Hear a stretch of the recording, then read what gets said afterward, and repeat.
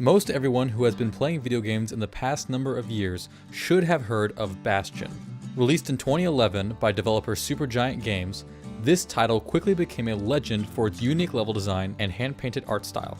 After 7 long years, it has made its way to the Nintendo Switch, where we now discover if the legend is still very alive today.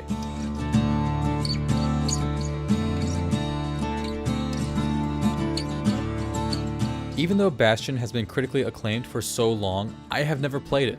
All of my feelings are fresh and based on what I have seen released these past 7 years. My first impressions when firing it up are that this feels like a game built around an outlaw. Also, the art presents a lot of varying landscapes that players will probably experience. Before I get too excited to mention the title music, I'll get to the options menu, which is actually very full of parameters you can tweak. Having an option for subtitles is quite frankly a must for story-heavy games with dialogue, and you'll soon see that it is much appreciated. Difficulty seems pretty bare as there is basically only an easy and normal option. But now, let's dive into the story. Instantly, you get that feeling of an old western with that deep and worn narrator's voice. He explains that the kid is left wandering in the sky alone in the face of a calamity that has destroyed everything. All that he knows to do next is to get to the Bastion where everyone agreed to go in case of disasters such as this. Here, you pick up your basic set of gear, learn how to use them, and basically experience what this game offers as a tutorial. Controls are quick to learn and easy to utilize. One of the first things you'll notice is how the level presents itself to you. The levels are designed in a way that I've never really seen before. As you walk, the world seems to build itself as you explore it. It's actually incredibly unique and enhances the overall design of this game. And along with the narrator's voice describing everything that happens, it creates this atmosphere that you are playing out an unfolding story. This is really something I hardly experienced to this degree. It is also a nice touch that he will add or alter certain things he says based on actions you perform, such as breaking the stone statue of a former resident in the saloon. Ronnie always wanted his ashes scattered here.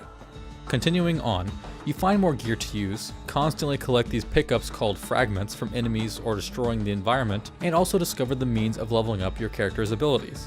Leveling up occurs through acquiring enough experience points as you defeat enemies and enhancing your stats at these new levels at distilleries that have unique drinks left behind. By choosing a certain drink after you have acquired more levels, you gain advancements in a particular attribute, whether it be critical hit, max health, new abilities like absorbing stray fragments, and more. You can then swap these around whenever you want at distilleries in the future. Arsenals also provide a way to customize your loadout of weapons and abilities. As you'll learn a little later in the game, forges are where you upgrade your equipment. You must find certain ingredients along the way, and then spend a number of fragments to complete the upgrade. All of these different ways to upgrade yourself and have many choices on which path to take makes Bastion feel a lot more open than it otherwise would. It's a smart move on the developer's part, and will make sure to keep the player feeling like they are progressing every minute that they play. After battling through hordes of enemies, you'll pick up something called a core. This quickly causes the level around you to fall apart, and you'll learn that these objects maintain the floating areas you have discovered so far. Quickly, use the skyway to soar through the sky and you'll find yourself at the Bastion. Conveniently, this is where you'll also meet the narrator as the Stranger, and you'll also be introduced to a home base once you plant the core into the monument in the center. The Stranger lets the kid know that to his knowledge, they are all that's left of their civilization. They must acquire more cores in order to create a new home and start anew.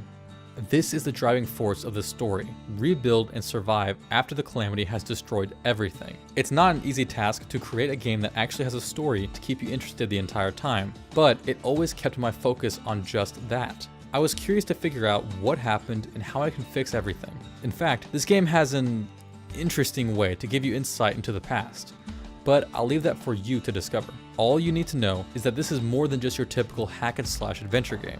That being said, there is still a lot more to enjoy besides the plot.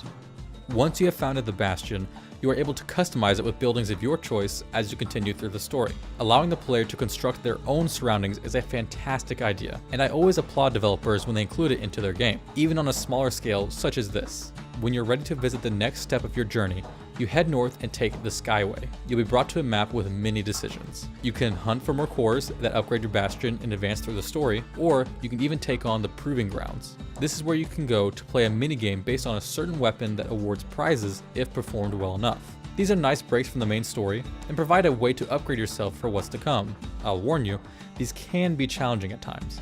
If you decide to hunt for cores, You'll be faced with differing levels that usually revolve around certain aspects from the world that once was. While you can spot some repetition in how boxes and other destructibles are placed everywhere, each level can have its own pleasing twist with following a certain theme or provide different ways to experience the content within them. This can be in the form of normal exploring, using moving platforms, escaping from falling to your death, or more. This made hunting for mini cores in a single playthrough not get tiresome at all. Levels are generally quick and offer a small amount of collectibles within them. Something I really enjoyed and didn't understand until later is that finding these relics along the way will actually open up more dialogue and story when you show them to the stranger. Not only that, but some of these items will bring decorations to your Bastion. Combat seems really fluid and was very easy to pick up. The enemies aren't the hardest to take down, but you can definitely come across some new enemies that will force you to try new tactics. Plus, the addition of ranged weapons along with your mighty hammer does well to add more options for people to choose how they fight.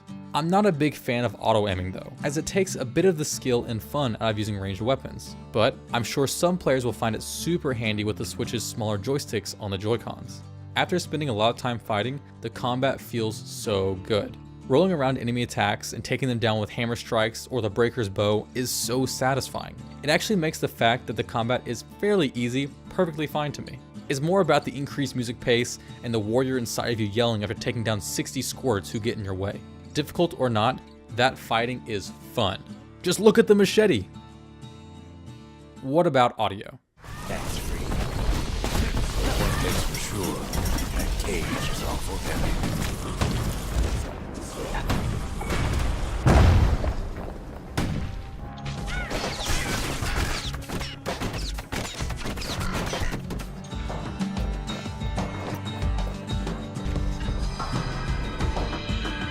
Just like that, the Bastion comes alive.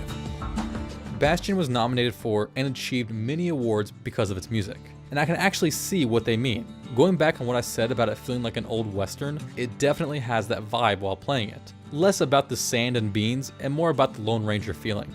I probably would have enjoyed more of a focus on that old western style while exploring through the levels, but I still enjoy it and I think it fits pretty well.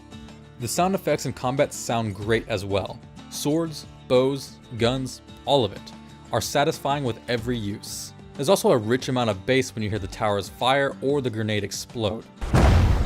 The only complaint I seem to have is that some of the smaller enemies just don't sound that terrifying. I expect their slams and attacks to be more impactful, rather they mostly just sound mute. And since we are playing on the Switch, how does the handheld hold up? The art will always make it look great, controls work exactly the same, and fortunately, no details are lost when viewing it on the smaller screen. The levels are short enough that you might be able to squeeze in a bit of playtime without having to stop in the middle, but it may not be the best quick play that you have available. All in all, Bastion has lived up to the hype for me. As I scour through more and more of the additions to the eShop, few have stuck out to me as much as this title, but I guess I should have seen that coming. I was actually a little worried because I felt like I was getting close to the end after just a short while, but then another plot twist opened up the map to even more places to explore. So for the $15, is it really worth your purchase? After discovering there was more to the story, absolutely yes. I plan on completing all of the proving grounds and maybe have a try at some of the leaderboard scores, and I expect to get about $1.50 to $2 per hour. For a $15 game that is this unique, I find that to be pretty worth it. If you plan on just rushing through the story, it probably won't be that worth it to you. So take a shot at it and enjoy what Bastion has to offer, even if it's just for that narrator's dialogue. He finds me.